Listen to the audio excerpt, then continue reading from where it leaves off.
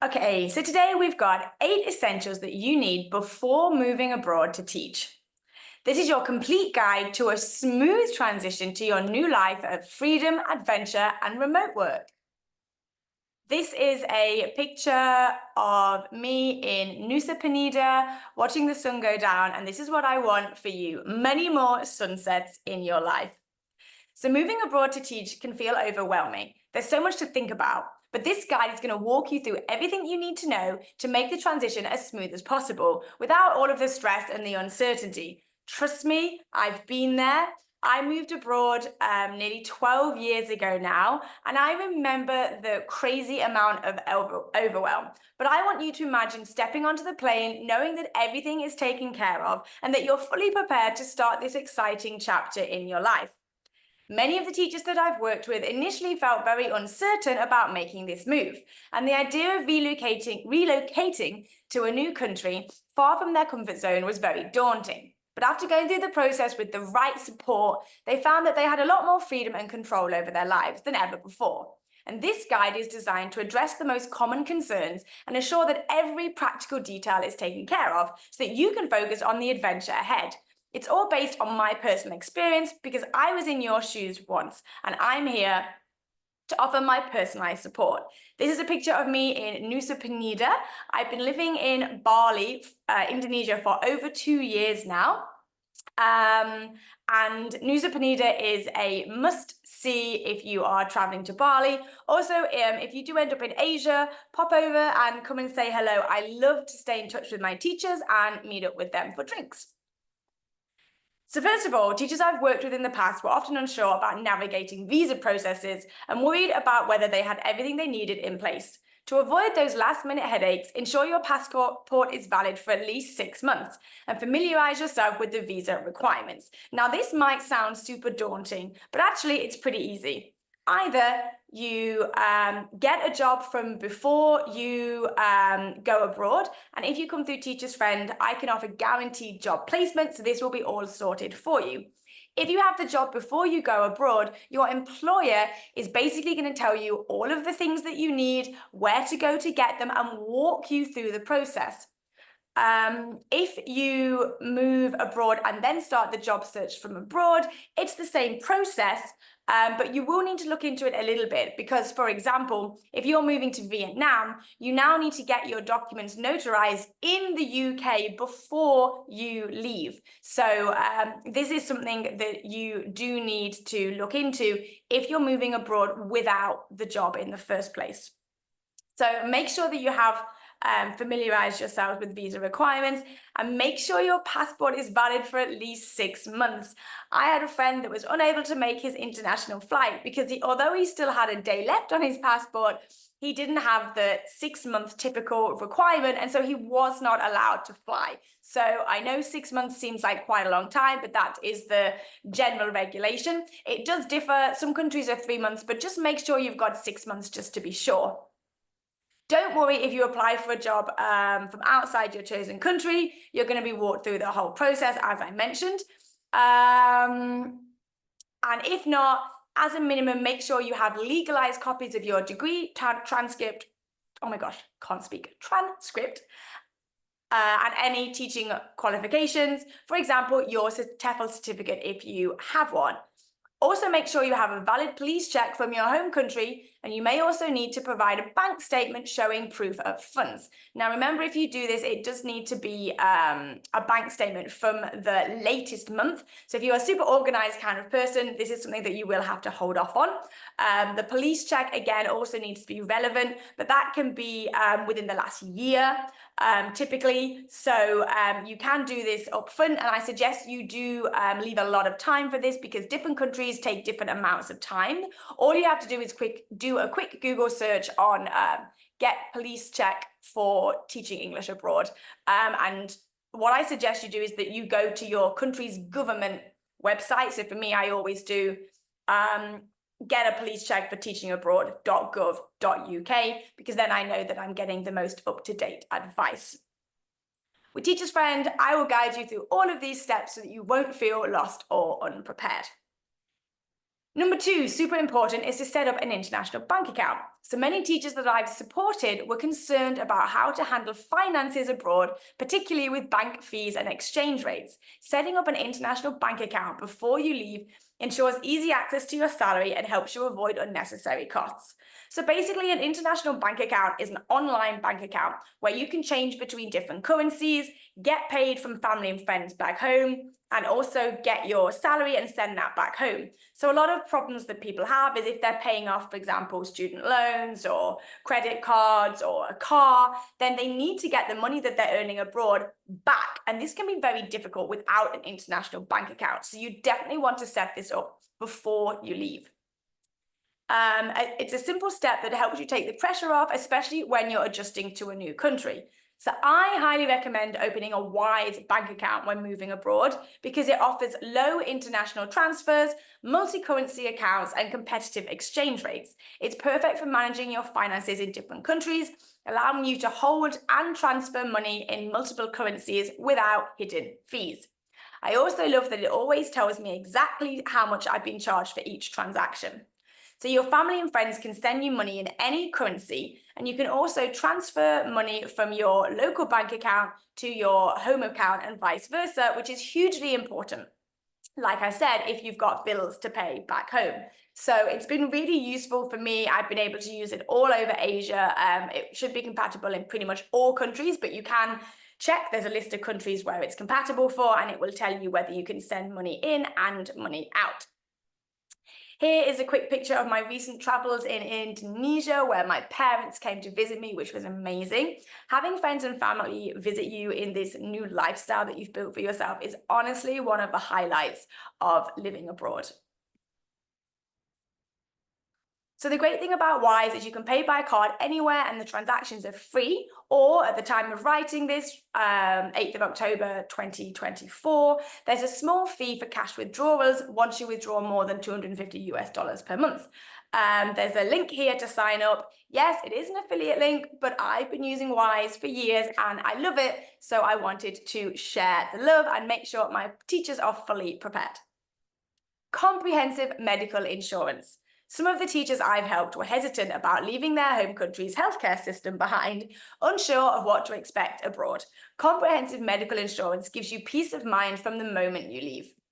Medical insurance is a better option than travel insurance for long-term travel abroad because it provides comprehensive ongoing coverage for healthcare needs, including routine checkups, chronic conditions, and emergency medical care. Unlike travel insurance, which typically covers only short-term emergencies and specific travel-related incidents, medical insurance ensures you're protected for the duration of your stay, offering greater peace of mind and more complete health coverage for a long-term living abroad. With comprehensive medical insurance, you'll be covered even if you're diagnosed with a medical issue while abroad. So unlike travel insurance, which often has strict limits and exclusions for ongoing or chronic conditions, medical insurance is designed to provide ongoing care and treatment for new diagnosis. This means that if you decide to stay abroad after receiving a diagnosis, you'll still be covered for treatment, specialist visits, and necessary medical care, allowing you to continue living abroad with peace of mind. So because most contracts are up to a year, you definitely want to be looking at getting long-term medical insurance. Personally, I don't bother with travel insurance anymore. So travel insurance would cover things like if you lost your passport, it says it covers if your flight's delayed, if you lose your baggage. So unless you've got something like a very expensive laptop or phone that you might want to take out separate insurance for, I normally just make sure that in my hold luggage, I have a clean set of clothes, a toothbrush, toothpaste, deodorant, and clean underwear. Normally have enough clothes to last you a few days, that you can keep doing the laundry if your baggage did get lost. Now, I wouldn't worry about this. The airlines are generally really good at getting your bags to you if you do end up with a bag going missing. I went to Madagascar once with my 80-year-old grandma, which is one of the best trips I've ever done. And my bag ended up in Seychelles instead of Madagascar.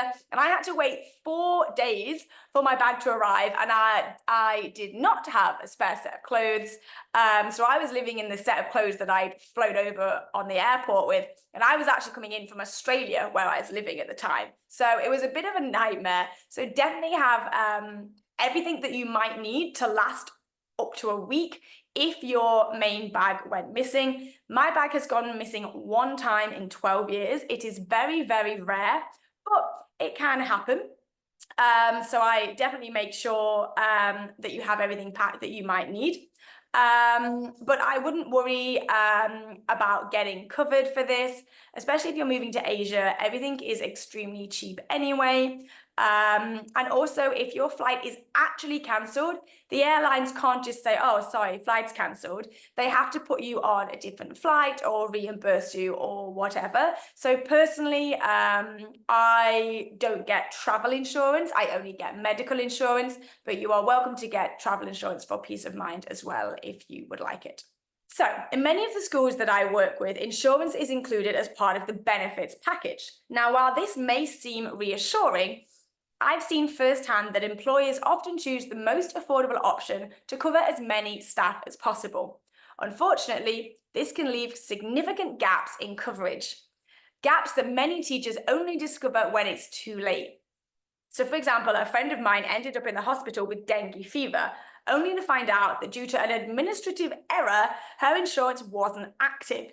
She had to pay up front for treatment and relied on financial help from her family for what turned out to be a costly ordeal.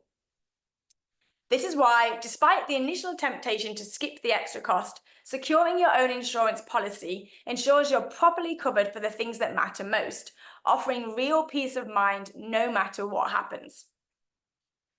For a reliable, straightforward and obligation-free quote from a trusted insurance broker, reach out to Rupert Dean. I will add his email into this. I've personally relied on his expertise since 2019, and his deep knowledge of medical insurance has been invaluable. Now, Rupert actually has a personal story of what happened to him, and so he is very firmly invested in getting people the best medical insurance possible. He's a very, very genuine and nice guy, and the benefit of having an insurance broker is that when something goes wrong, they can be the first person you call. And if you did have any problems with your insurance, they will step in and make sure you get the coverage that you've paid for. They'll also make sure that you do things the right way to make sure that there's no issues in terms of payment on the other end of things. So I definitely recommend Rupert, and I will add his email to the comments. Finding accommodation. Teachers moving abroad have often told me that housing was one of their biggest concerns. Where am I going to live is a common question that I hear a lot. The good news is that many teaching placements come with housing assistance, especially if you're working with me. And for those who prefer to arrange their own housing, starting with short-term rentals can take the stress out of the first few weeks while you settle in. So I always recommend to book somewhere for at least a week that you know you're going to be comfortable in, somewhere where you can go and relax, take a deep breath, especially if you're getting used to a new culture and country. It's nice to have somewhere where you can go and just breathe. So I wouldn't go super skimpy on this. I definitely don't recommend staying in a dorm room in a hostel for your first week unless you're really trying to save costs, because you are going to want somewhere where you can go and just relax. For the long term, there's no need to worry. There are plenty of Facebook, WhatsApp, and Telegram groups for expats in every city, where you can easily find recommendations for the best places to search for accommodation. Plus, there are plenty of housing agents available to help you find the perfect place that suits your preferences. So I've worked with many housing agents over the years, and it's great because you can literally tell them your budget, what you're looking for, and they will go and find it for you. Some things that I often look for is making sure that I have a kitchen, making sure there's hot water. You can decide whether you want bills included or excluded, but you can often get better deals when the bills are excluded. Just make sure you check what the rates are going to be for that. Also, something that people don't think about is if you're getting a scooter or a motorbike, which a lot of people do in Asia, you want to make sure that you have somewhere to park it and that it's not a nightmare getting it in and out your house. In one of the first places that I moved with a scooter, I had to get my scooter up this really small slope that was about this wide, and I had to back it down this slope into a very busy alleyway. I once ended up blocking the entire alleyway with a lot of angry locals beeping at me, so that was quite stressful. So make sure that there is somewhere for you to park and that it's super easy to get in and out. If you'd like extra support in finding the best areas to live and avoiding potential pitfalls like unreliable landlords or less desirable neighborhoods, that is exactly what I am here for. Also, in places like South Korea, you could also get free accommodation for the entire length of your contract, so you don't even have to pay rent. I offer guaranteed job placement in South Korea, so get in touch if this is something that you are interested in. Packing essentials. So teachers who have made the leap often worry about what to pack and how much to bring. The key is packing the essentials. A few teaching materials, a few comforts from home, and appropriate clothing. You'll quickly find that almost anything can be bought locally, so there's no need to overpack. I always tell my teachers that it's better to pack light and adjust once you've settled in. Don't worry, here's a packing list, which is what I use from over a decade of traveling. Another note on packing, rolling clothes. I am not a packing person, I suck, and I tend to do it quite well the first time, and then at the airport I might need to go in and get something, and then everything comes out, and I'm like, how did I fit this in the first place? If this is you, then go on YouTube and look up clothes rolling techniques. So there are a number of different rolling techniques that you can use, and this really helps to condense how much space your clothes take up, which can be really useful. Something to check out is just to look up the weather in the country where you're going to, and make sure you know what the seasons are like.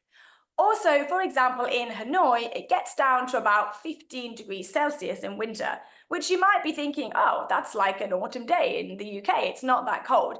But there is humidity, and also you're driving everywhere on a scooter, so you've got that wind chill factor. And on top of that, there's no central heating in Vietnam. So it gets really, really cold. I've been colder in Hanoi, Vietnam than I often was back home, because even when you go out for dinner to restaurants, there's no heating. So typically in the UK, by 15 degrees, we've definitely got the central heating on.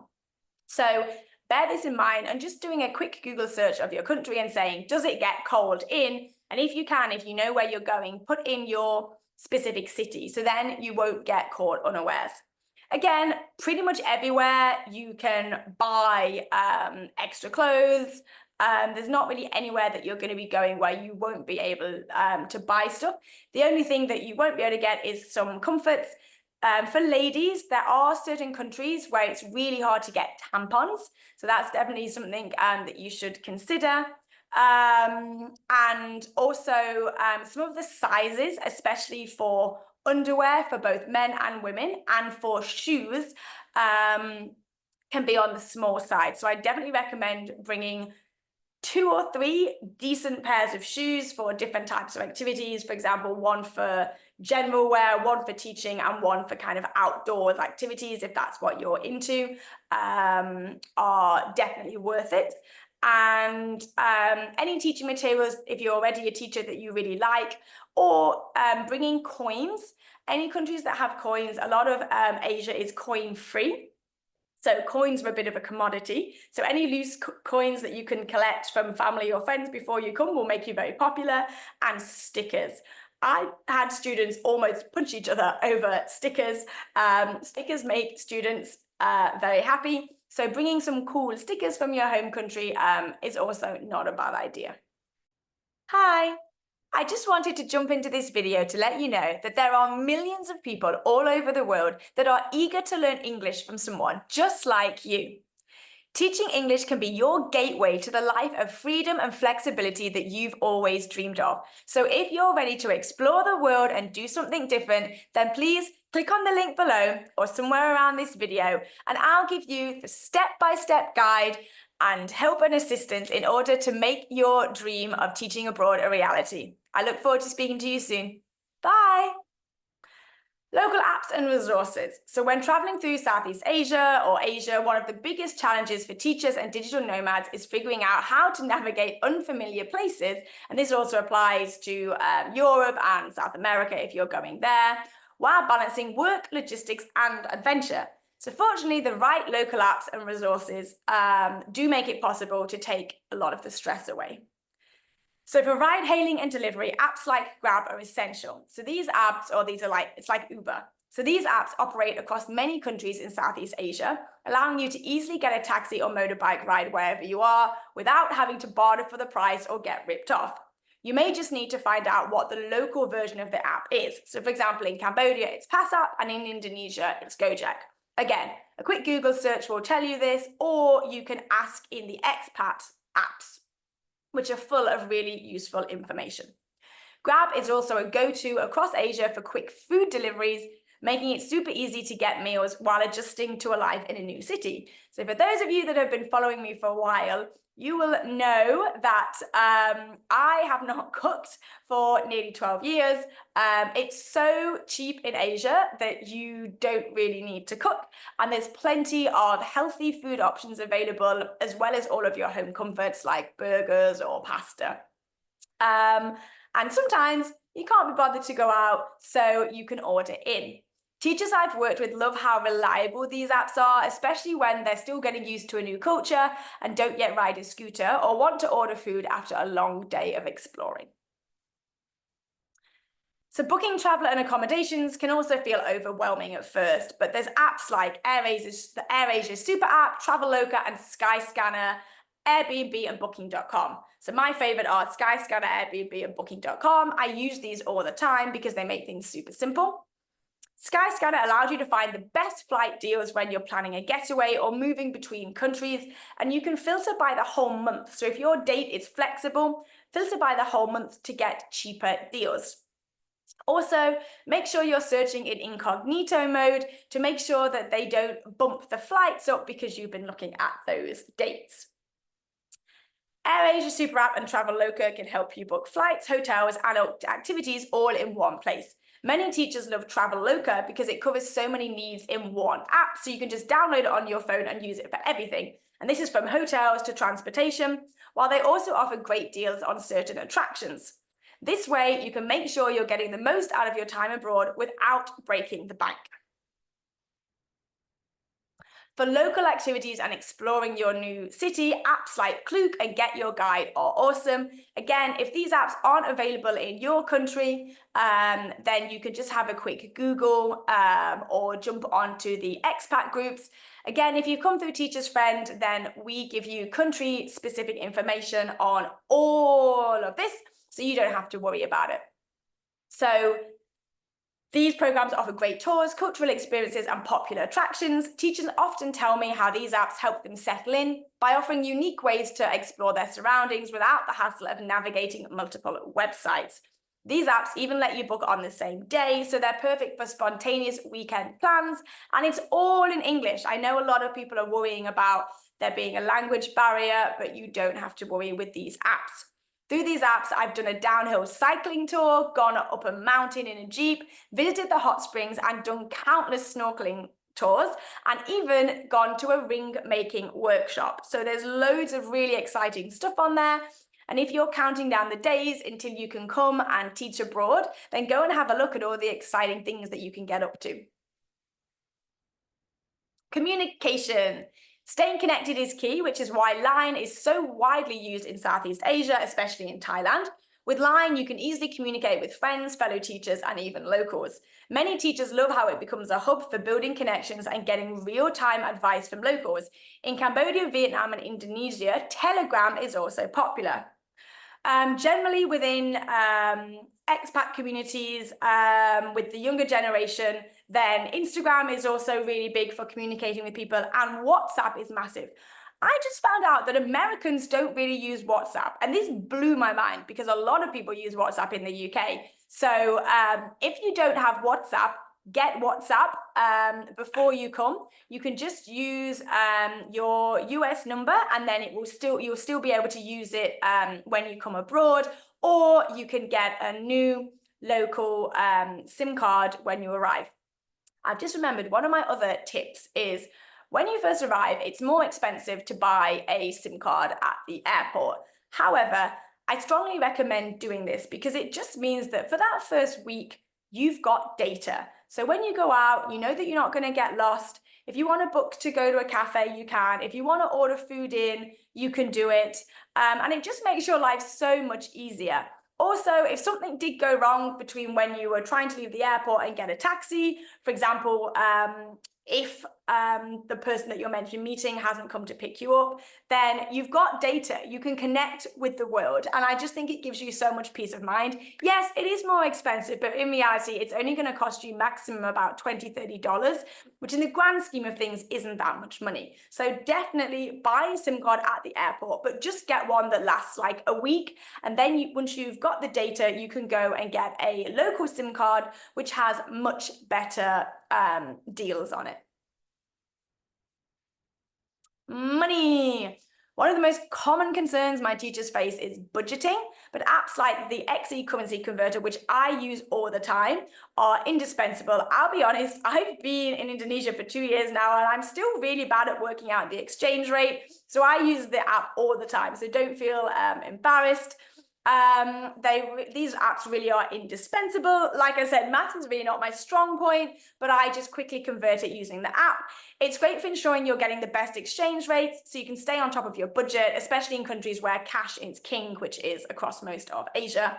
However, remember not to compare prices to what it would be back home, or you'll fall into the tourist trap of overpaying for everything for things that should be much cheaper. Again, there's a lot of websites where you can look up the general cost of a beer, a pint of milk, vegetables, eating out, etc. So you'll have a rough idea of what you should be paying and whether you're paying tourist prices or local prices. When it comes to finding accommodation, many teachers start to feel overwhelmed, but with Worldpackers, this is accommodation for traveling around. You have the option to exchange work for free stays, helping you save money while exploring the region. So I've done a lot of volunteering while I've been traveling, and a big one that's popular at the moment is Worldpackers. I also used what was it called? Workaway.org. Through workaway.org, I was able to go and teach for a month in Thailand, volunteering at an orphanage, which was an incredible experience where I helped them to develop their curriculum. And it was in this small town just outside of Prao, which was absolutely beautiful. I also ran a hostel for 3 months in Kuching, Malaysia, which is on the Borneo side of Malaysia, or the Malaysian side of Borneo. And it was an amazing experience. I got to take lots of local travelers to all of the best places, including the orangutan sanctuaries and the national parks. This is where I saw orangutans for the first time, and it was a really magical experience. So I definitely recommend some of these options. And it also means between teaching opportunities, or if you're teaching online, that you can get free food and free accommodation to make your money go even further. It's especially good when starting your journey if you want to experience different cities without long-term commitments. Socializing. So meeting people in Southeast Asia can feel a bit daunting when you're new, but there's plenty of apps designed to help you connect with both locals and fellow travelers, making it easier to build a social circle and feel less isolated. Again, if you come through Teacher's Friend, I will also connect you with all of the alumni in the area, as well as my own network. Plus, something that I offer at Teacher's Friend is that I want you to be my friend, not my customer. So we will be in regular contact. We can be on WhatsApp, we can have phone calls.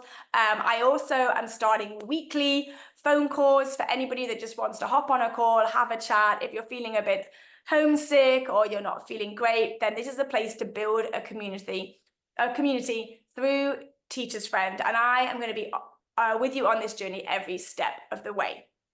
So here's some of the best apps to help you meet people while you're living, teaching, or traveling through the region.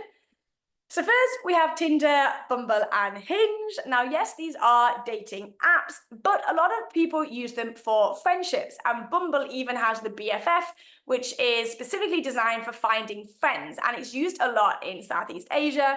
It's an easy way to expand your social circle and meet locals or fellow travelers. Facebook groups, as I've already mentioned, expat Facebook groups are a gold mine for all of the best information, especially in big cities like Bangkok, Ho Chi Minh, Phnom Penh. There's thriving communities, but you can also get expat groups for even small towns where people regularly post about meetups, social events, and opportunities to make friends. These are invaluable for getting advice, meeting local people, and connecting with your fellow expats.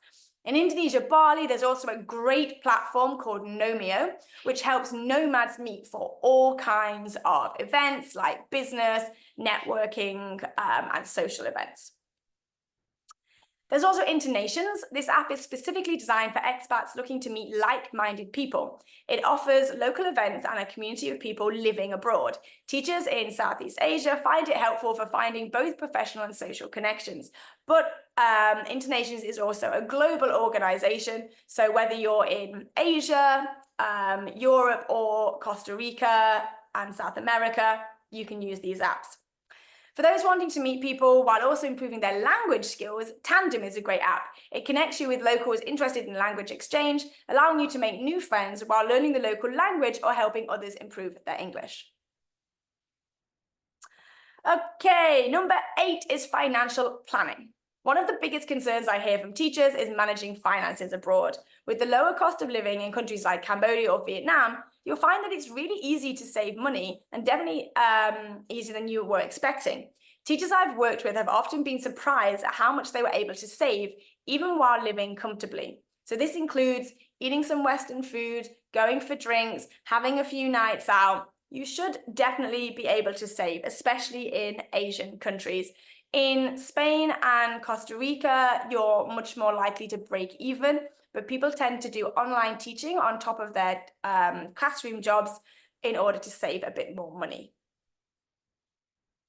So having a financial plan in place can help you make the most of your time abroad without feeling restricted. So as a minimum, you want to know what you're probably going to be earning, what the cost of living is. So I actually have a country comparison that goes through all of the main countries that I work with in Asia, telling you what you're going to be earning, what you're going to be saving, and the main benefits of working and teaching in that country. It will take out some of your time in researching the cost of living and how much you're going to be earning. Then all you need to do is set aside a weekly budget to try and hit a sustainable savings goal. And you can also do private classes or online teaching to supplement your income. So when I was in Vietnam, what I used to do was pay my rent from my paycheck, which was about $1,400. And this was back nearly 10 years ago. Then I would also do do private classes, which paid $25 an hour cash in hand. And I did this about 10 extra hours a week because I was only working about 18 hours. Remember that full-time work in Vietnam is typically 18 to 20 hours a week of teaching hours. So I did an extra 10 hours a week, which made me an extra $250 in cash, which is an extra grand a month, which I was then living off very, very easily in Vietnam, which meant that I was able to bank the entire rest of my paycheck. So it's definitely easy to save while abroad, especially if you do extra private classes. And finally, building your network before you go. Teachers I've helped often found that having a network of contacts before they left made a huge difference in easing the transition. Whether it's connecting with local teachers or joining expat groups, building these connections will help you feel supported and less alone. Through Teacher's Friend, I can introduce you to others who've been through the process, so you'll feel part of a community from the moment you arrive. And again, once you do arrive, we'll be having weekly calls so you can catch up with people, talk about any problems that you might be having with lesson planning, etc. So with these essentials, you're going to be fully prepared to make your move abroad a success without any stress or uncertainty. Many teachers I've worked with found that once they took care of these key details, they were able to enjoy their new life of teaching, travel, and exploration with ease and confidence. So if you're interested in teaching abroad, especially if you would like guaranteed job placement in Asia, then please get in touch. I also have programs in Spain and Costa Rica, and I can help you find a global network of teachers and make that transition between home to abroad a lot easier. Again, what I offer is that you will be my friend, not my customer. If you're interested, please book a call in the link below, and I look forward to speaking to you soon. Thanks a lot. Bye.